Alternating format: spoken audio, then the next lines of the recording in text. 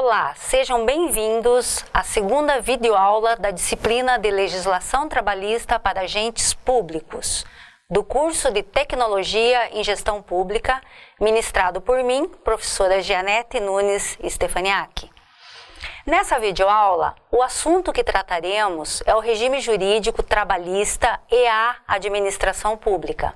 Veremos preliminarmente o que é o Estado, o governo, a administração pública, seus princípios norteadores, os diferentes regimes jurídicos trabalhistas e a possibilidade de utilização de tais regimes pela administração, para aplicação aos seus trabalhadores, que ora podem ser contratados pelo regime estatutário, disciplinado pela Lei 8.112 de 1990, ora podem ser contratados pelo regime seletista, autorizado pela Lei 9.962 de 2000.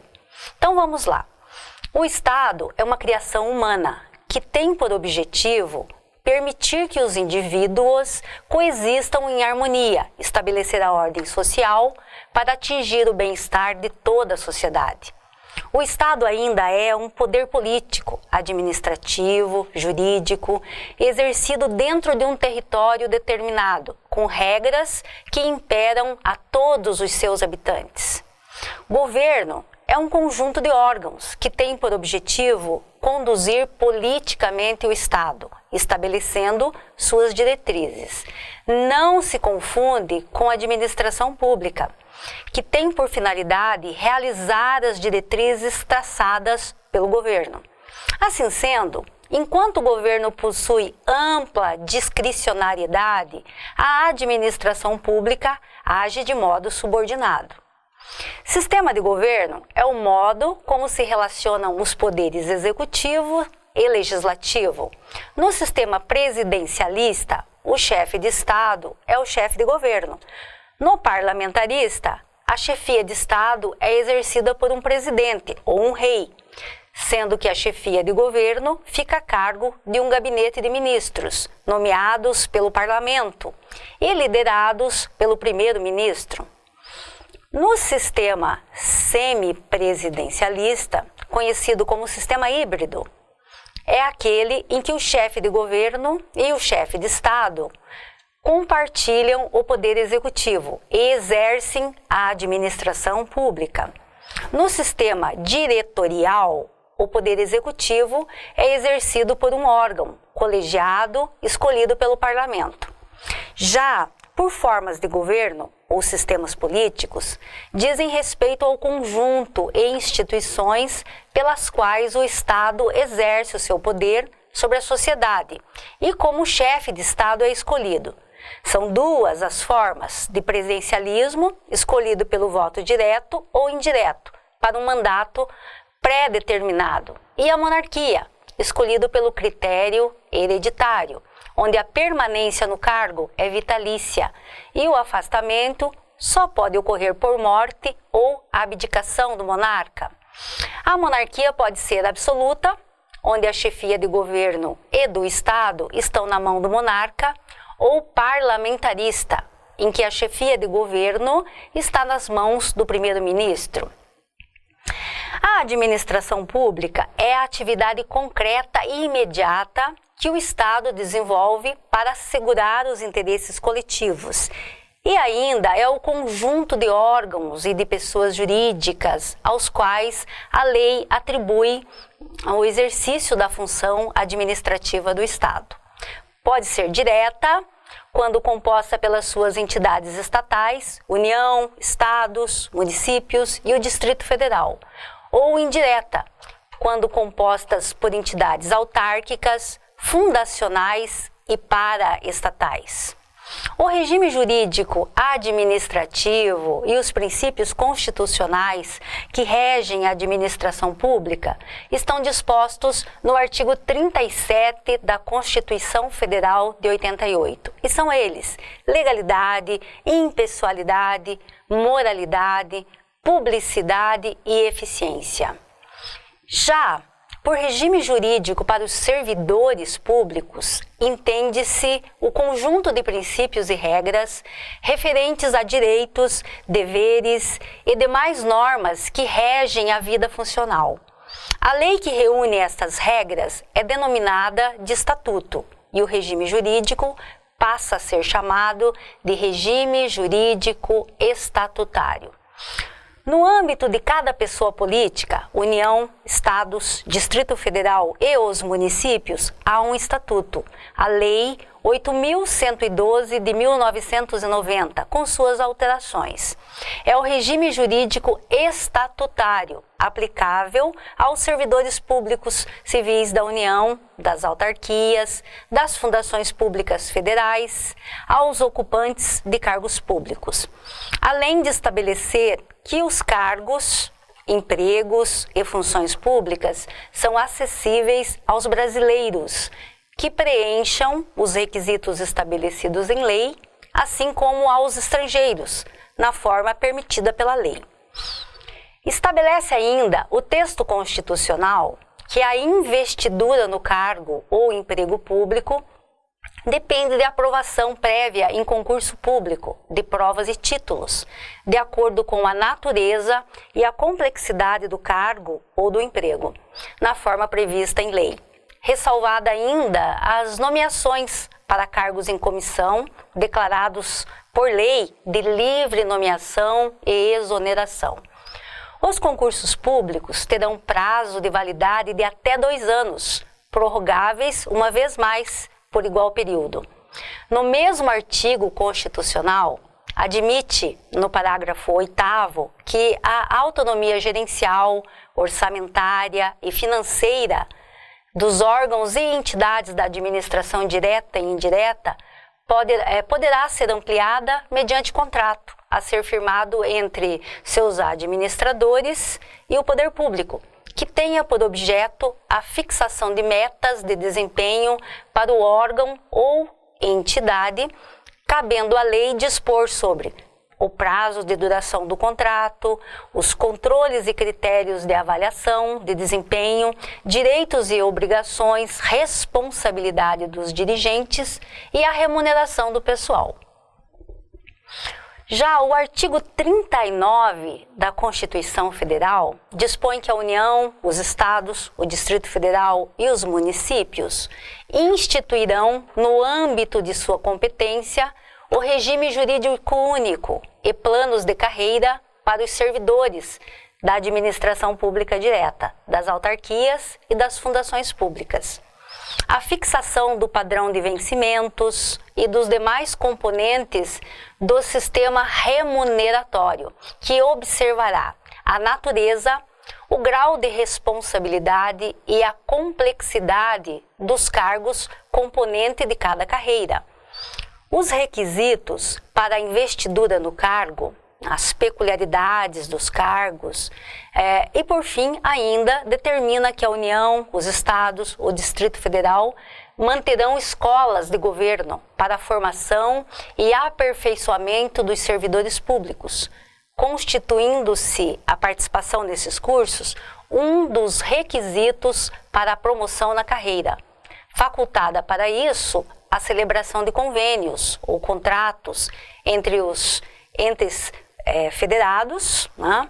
E ainda, lá no parágrafo 3º do artigo 39, dispõe que aplica-se aos servidores ocupantes do cargo público vários dispositivos do artigo 7º da nossa Constituição Federal, que trata dos direitos dos trabalhadores urbanos e rurais, em geral, em seus incisos, traduzindo-se, assim, nos direitos constitucionais dos trabalhadores brasileiros.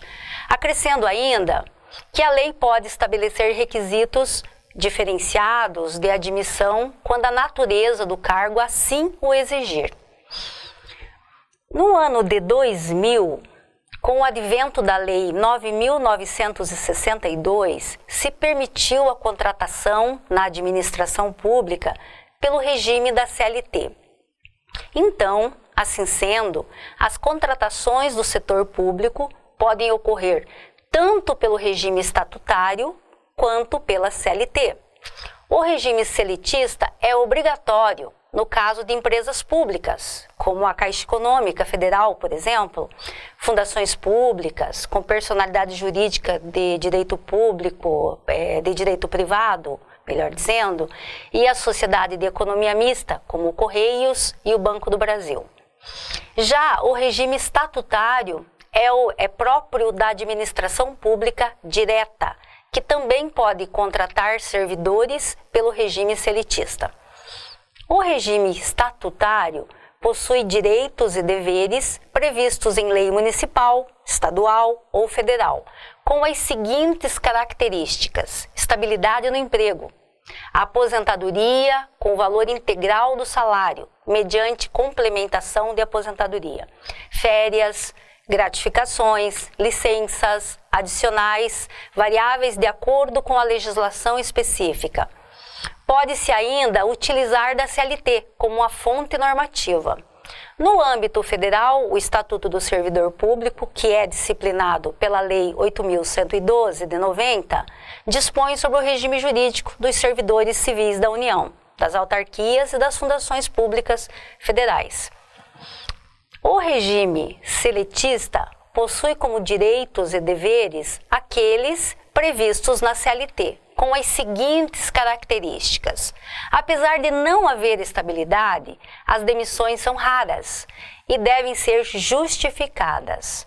Os servidores têm direito ao FGTS, a aviso prévio, multas rescisórias, férias, 13º, vale transporte e aposentadoria pelo INSS, que deve obedecer o teto da Previdência, que atualmente é de R$ 5.645,80, entre outros direitos. Muitas empresas estatais, como o Banco do Brasil, oferecem fundos de previdência que garantem ganhos superiores ao teto previdenciário. Segundo o Estatuto do Servidor Público, servidor é a pessoa legalmente investida no cargo público.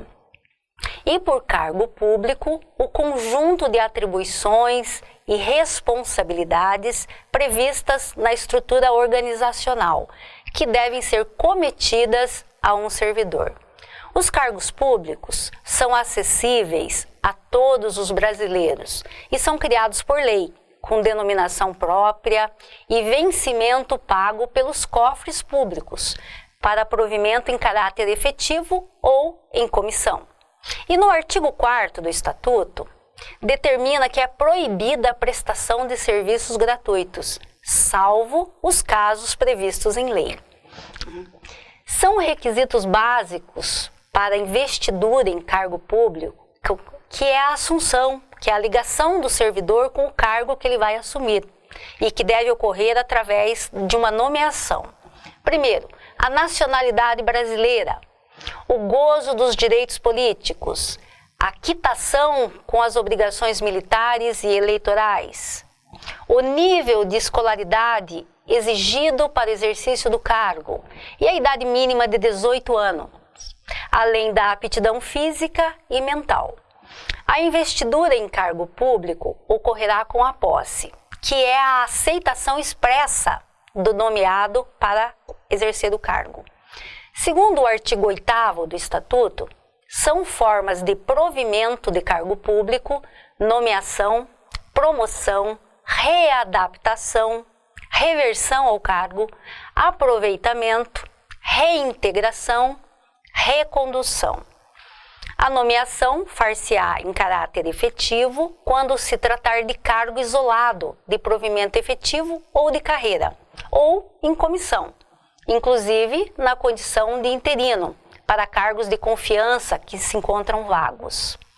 O concurso será de provas e títulos, podendo ser realizado em 2 etapas, conforme dispuserem a lei e o regulamento do respectivo plano de carreira, condicionada a inscrição do candidato ao pagamento do valor fixado no edital, quando indispensável ao seu custeio, e ressalvadas as hipóteses de isenção nele expressamente previstas. O concurso público terá validade de até 2 anos, podendo ser prorrogado uma única vez por igual período. O prazo de validade do concurso e as condições de sua realização serão fixados em edital, que será publicado no Diário Oficial da União ou em jornal diário de grande circulação. Não se abrirá novo concurso enquanto houver candidato aprovado em concurso anterior, com prazo de validade ainda não expirado. A posse dar-se-á pela assinatura do respectivo termo, no qual deve constar as atribuições, os deveres, as responsabilidades e os direitos inerentes ao cargo ocupado, que não poderão ser alterados unilateralmente por qualquer das partes, ressalvados os atos de ofício previstos em lei. A posse ocorrerá no prazo de 30 dias, contados da publicação do ato de provimento, e poderá dar-se mediante procuração específica. Só haverá posse nos casos de provimento de cargo por nomeação. No ato da posse, o servidor apresentará a declaração de bens e valores que constituem o seu patrimônio e declaração quanto ao exercício ou não de outro cargo ou emprego ou função pública. Será tornado sem efeito o ato de provimento se a posse não ocorrer no prazo previsto neste artigo. A posse em cargo público dependerá de prévia inspeção médica oficial. Só poderá ser empossado aquele que for julgado apto física e mentalmente para o exercício do cargo público. Assim, em sede de síntese conclusiva, podemos observar que está a decriação humana, que tem por objetivo permitir que os indivíduos coexistam em harmonia, estabelecendo ordem social para atingir o bem-estar de toda a sociedade. Já governo é o conjunto de órgãos que tem por objetivo conduzir politicamente o Estado, estabelecendo suas diretrizes, que não se confunde com a administração pública, que tem por finalidade realizar as diretrizes traçadas pelo governo que se encontra no poder.